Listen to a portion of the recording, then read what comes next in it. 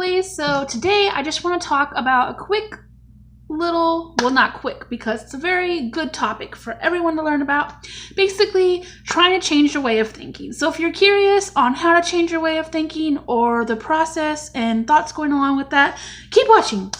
Okay, so basically, when we're trying to change our ways of thinking and how we process things and stuff, we get a little bit down on ourselves because we automatically think something bad. Like, that's how we think. We just automatically think something horrible, even though the first thing we think is not what we're actually thinking. Interesting, right? For example, there are times when I'll think, oh, he must be gay because of how he's talking. And I'll instantly get pissed off at myself because I don't think that way.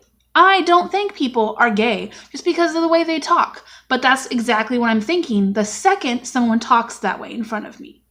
Why is that? Because I surely don't want to be the kind of person that thinks that someone is gay just because of the way they talk. It's ridiculous, and I'm not like that. So I've been trying to change my story lately. Basically, I grew up with a certain family member being very against LGBT and LGBTQ and all of the other things that go along with it. And I think that's partly because of him growing up with someone that was that way, and also because he just has a certain bias towards it.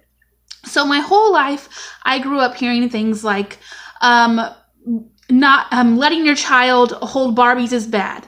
Okay, letting your child wear colored pink is bad. You're gay if you talk this way. You're gay if you sing a certain song. If you talk about certain things certain ways. This makes you gay. Okay, I grew up that way. So I constantly heard this story that wasn't my story. I constantly heard it. Like I said, this person will constantly make jokes and shame family members for letting their son play with Barbie dolls and have pink jackets and painting their fingernails, ridiculous things. The thing is, we're all creatures of habit, and we all get exposed to things and constantly revert back to the things that we are exposed to constantly. We just go back to those things, and we hear their stories instead of our own because that's what we're used to. That's what we're used to hearing, and so it's just creatures of habit. That's just how it is. So I can't be upset with myself whenever I immediately think, oh, he must be gay because he talks that way. Instead, I've been trying to follow it up with, that's not my story. That's not the way I think. I don't think that someone is gay because of how they talk.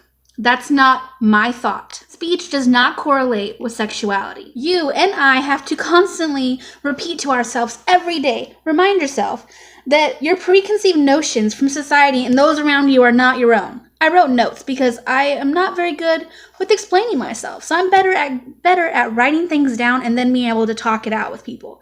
Because then I can get exactly what I want put through a video. So basically, I grew up hearing it. So remind yourself every day that the preconceived notions from society and those around you are not your own. And eventually you'll replace it with your own story. Okay? It's completely true. So next time you have a really bad thought and you get mad at yourself, don't. The first thought is someone else's story, and the second thought is your own story. Just keep remembering that.